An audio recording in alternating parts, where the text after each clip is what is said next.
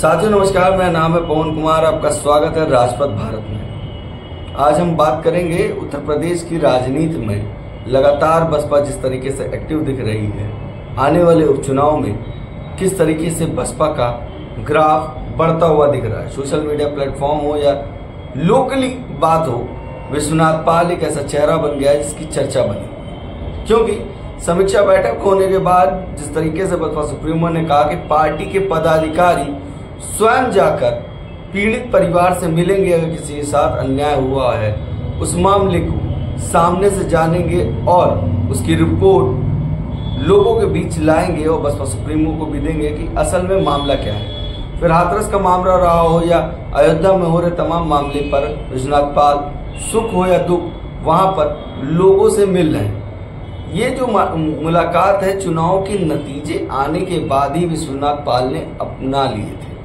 कि अपने समाज के लोगों से विश्वनाथ पाल अगले दिन से मिलना शुरू कर दिए थे। और ये बड़ी जिम्मेदारी है कि चुनाव के ऐसे नतीजे होने के बाद लोगों से मिलना बड़ा चैलेंज हो जाता है, क्योंकि तमाम सवाल उठते हैं, उसके जवाब देने पड़ते हैं। मगर विश्वनाथ पाल बगैर कुछ सोचे बसपा की तरफ से वो लोगों को जाकर मिल रहे थे।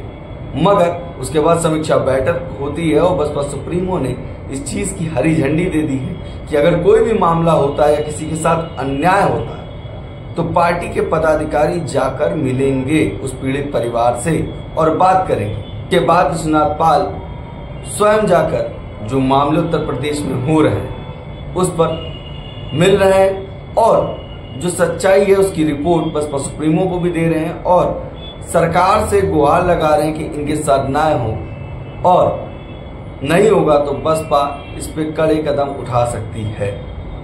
तो इस जिम्मेदारी को विश्वनाथ पाल निभा रहे थे। सोशल मीडिया प्लेटफॉर्म पर चर्चा बनी हुई थी। अब बात आती है कि बसपा सुप्रीमो के बाद आकाश आनंद के बाद अब जो तीसरा चेहरा है जो अपनी जिम्मेदारी को बेहतर रूप से निभा रहा है, ये कहने में जरा सा भी गुरेज नहीं हो रही है, वो विश्वनाथ पाल जो प्रदेश अध्यक्ष उत्तर प्रदेश को उसको बेहतरीन रूप से निभा रहे हैं और ज्यादा से ज्यादा उपचुनाव होने वाली सीटों पे भी लोगों से मिल रहे हैं और बात कर रहे हैं, जिसका नतीजा आपने अभी देखा होगा कि जिला पंचायत का जो चुनाव हुआ उसमें बसपा सफल रही और सीट को जीतने में। उस सीट पर बसपा जीतकर, जो अम्बेडकर नगर की सीट है उस पर जीतकर बसपा आगे आई। ये जो रुख है विश्वनाथ पाल का, ये साफ साफ दर्शा रहा है कि लोगों में अब चर्चा बन चुकी है। इसी विषय पर बात करने के लिए हमारे साथी अनुज कुमार विश्वनाथ पाल से बात किए। हम आपको दिखाते हैं उनसे जो बात हुई, क्या कुछ कहा विश्वनाथ पाल ने। इस वक्त हमारे साथ में बसपा के उत्तर प्रदेश के प्रदेश अध्यक्ष विश्वनाथ पाल जी हैं। लगातार सोशल मीडिया पे आपने इनको देखा होगा, बसपा को जिस तरीके से जमीनी स्तर पर मजबूत कर रहे हैं, साथ ही साथ देश के अंदर हर एक मुद्दा जो उठता है या कोई घटना होती वहां पर आपने इनको जरूर देखा होगा, लेकिन मीडिया इनको उस तरीके से कवरेज नहीं देता है। और अपने दर्शकों की मांग पर इस वक्त मैं सर से मिलने आया हूं और तमाम जो राजनीति चल रही है इस राजनीति को लेकर बातचीत करेंगे। सर बहुत बहुत स्वागत है। बहुत बहुत धन्यवाद। जिस तरीके से देखा जाए जो उपचुनाव होने वाला है, इसको लेकर बसपा की क्या रणनीति है? देखिए, बहुजन समाज पार्टी की राष्ट्रीय अध्यक्ष मान्या बहन जी ने बहुत अच्छी रणनीति तैयार की है। उस रणनीति के तहत हम लोग बड़ी मजबूती से 10 की 10 सीटों पर चुनाव लड़ेंगे और जीतेंगे। चुनाव आने पे तमाम तरीके का प्रोपेगेंडा बसपा के खिलाफ में तैयार किया जाता है। जिस तरीके से लोकसभा चुनाव में संविधान बचाने, आरक्षण बचाने की बात की गई और उसका एक परिणाम भी दिखाई दिया, कहीं ना कहीं बसपा को एक भारी नुकसान हुआ, उसको लेकर किस तरीके की तैयारियां? निश्चित है कि भारतीय जनता पार्टी का एनडीए, कांग्रेस समाजवादी पार्टी का एनडीए, इन दोनों की आपस में मिली भगत होती है। जिस संविधान को बदला नहीं जा सकता, जिस संविधान के आर्टिकल को संशोधन करके किसी का नुकसान, किसी का फायदा तो किया जा सकता है, तो फिर ऐसे संविधान को बदलने के लिए भारतीय जनता पार्टी अयोध्या के सांसद ने कहा था कि हमको 272 लाना सरकार बनाने के लिए और 400 पार करना संविधान बदलने के लिए। तो जब बदला नहीं आ सकता तो इस तरह की गलत अफवाहें नहीं फैलानी चाहिए। इसी चीज को इंडिया गठबंधन के लोगों ने लेकर के गांव स्तर पर उन लोगों ने इस तरह का प्रचार किया, प्रोपेगेंडा फैलाया कि हम संविधान बचाएंगे, जबकि संविधान के आर्टिकल को संशोधन करके नुकसान करने में सबसे ज्यादा आगे अगर कोई रहा है तो कांग्रेस, समाजवादी और आज भारतीय जनता पार्टी भी तमाम हमारे आर्टिकल संशोधन करके नुकसान कर रही है। जैसे तमाम सरकारी विभागों को प्राइवेट कर देना, और प्राइवेट बीएसपी को आरक्षण ना देना, प्राइवेट में एससी एसटी ओबीसी को आरक्षण ना देना, तो ये एक साजिश है। और अभी आपने देखा था कि जो आरक्षण में आरक्षण देना, इस तरीके का जो अधिकार राष्ट्रपति को था, जो अधिकार लोकसभा को है, वो अधिकार सुप्रीम कोर्ट ने जो ये निर्णय लिया था, इस पे हमारी नेता मान्या बहन जी ने प्रेस कॉन्फ्रेंस करके ये कहा है कि सुप्रीम कोर्ट को ऐसे निर्णय को वापस करना चाहिए। और अभी हाल ही में आपने देखा होगा कि पूरे देश के एससी एसटी के सांसद माननीय प्रधानमंत्री से मिलने गए थे, और माननीय प्रधानमंत्री जी ने आश्वासन दिया है कि हम इस सुप्रीम कोर्ट के फैसले को लागू नहीं होने देंगे। तो मैं माननीय प्रधानमंत्री से मांग करता हूं कि जुबानी वादा करने से ये नहीं होने वाला है।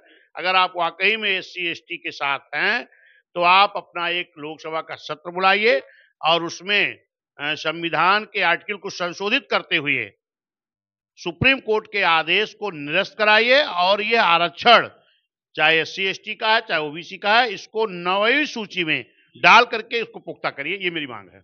इस तरीके से जब चुनाव चल रहा था और चुनाव के मद्देनजर आपने देखा तमाम लोग संविधान और आरक्षण बचाने की बात कर रहे थे, वो लोग इस वक्त गोल गोल जवाब दे रहे हैं, इस मुद्दे पर मुखर होकर नहीं बोल पा रहे। निश्चित है कि जो इस तरह संविधान दिखा करके बात करते थे, वो कभी बहुजन समाज के साथ, यानी एससी एसटी ओबीसी माइनॉरिटी के साथ कभी ईमानदारी से नहीं खड़े हुए हैं। तो क्या ये बात आप जनता को समझा पा? ये निश्चित है कि जनता इस बात को समझ गई है। जनता को मालूम है कि ये लोग लोकसभा चुनाव में एक प्रोपोगंडा फैला करके भारतीय जनता पार्टी का एनडीए और सपा कांग्रेस का एनडीए मिल करके इन्होंने एक गलत प्रचार किया था, और इस प्रचार का जनता में एक संदेश चला गया। ये हमने अभी एक टेस्ट लिया है कि जिला पंचायत का चुनाव हो रहा था, और इसमें जहां से एक कटेहरी में सीट का चुनाव हुआ जो विधानसभा का चुनाव ही होना है, और वहां समाजवादी पार्टी के सांसद विधायक रहे, सांसद हुए हैं, और समाजवादी की सीट थी। लेकिन बहुजन समाज पार्टी के हमारे जमीन पर रहने वाले कार्यकर्ताओं ने, वहां कार्यकर्ताओं ने मेहनत करके ये संदेश देने का काम किया है कि अब हम किसी के बहकावे और प्रोपोगंडा में आने वाले नहीं हैं, और उन्होंने एक बड़ी जीत दर्ज कराई। वहां पर भाजपा को मात्र 400 कुछ वोट मिले थे और समाजवादी पार्टी को 4000 कुछ, लेकिन बहुजन समाज पार्टी के कार्यकर्ताओं की मेहनत के बल पर बहुजन समाज पार्टी के जो प्रत्याशी डिम्पल पत्नी अरविंद गौतम जी थे, उनको लगभग 8000 के ऊपर वोट मिला है। इससे लगता है कि हमारे वर्करों में, वोटरों में ये समझदारी आ गई है कि अब किसी की प्रोपोगंडा फैलाने पर नहीं आएंगे, क्योंकि जिला पंचायत में 2 सीट पर बहुजन समाज पार्टी लड़ी थी, एक कटेरी एक बांदा, 2 की दोनों सीट बहुजन समाज पार्टी बड़े मतों से जीतने का काम किया है। जिस तरीके से सोशल मीडिया पर एक प्रोपेगेंडा जो फैलाया जाता है, उसको लेकर क्या आपने उसके खंडन के लिए किसी भी तरीके की कोई रणनीति तैयार की?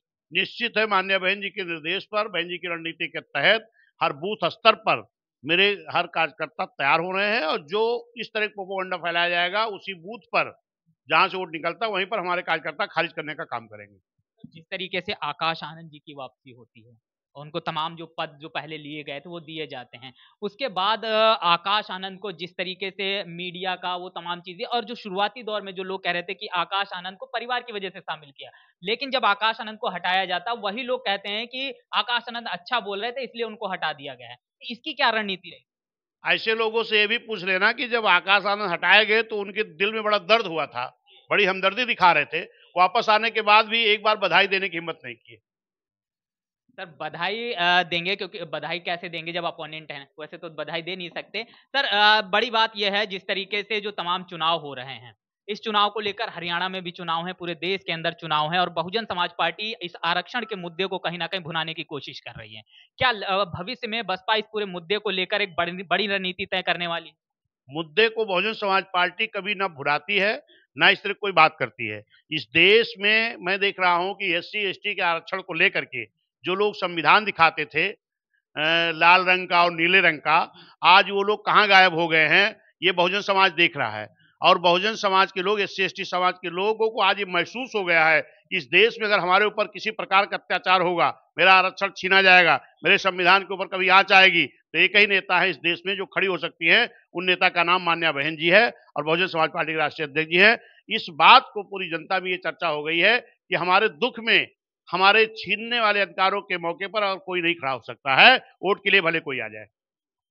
जिस तरीके से हमारे साथ में विश्वनाथ पाल जी थे और तमाम चुनावों को लेकर इन्होंने बड़ी रणनीति बसपा की बताई है, तमाम मुद्दों पर बसपा जो है जनहित के मुद्दों को लेकर चुनाव लड़ती है और कहीं ना कहीं आपने देखा होगा जब चुनाव लोकसभा के हुए और लोकसभा में बसपा की सीटें ना आने के बावजूद ये एकमात्र वो व्यक्ति थे जो लगातार ग्राउंड पे थे और लगातार लोगों के सुख और दुख में खड़े नजर आ रहे थे। तमाम जो दर्शक चाह रहे थे कि हम यह सर से बात करें, उस बातचीत के दौरान आपको क्या लगता है बसपा किस तरीके का प्रदर्शन इस उपचुनाव में करने वाली है और विश्वनाथ पाल जी को लेकर आपकी क्या विचार हैं वो जरूर व्यक्त करिएगा। बने रहिएगा जनपद।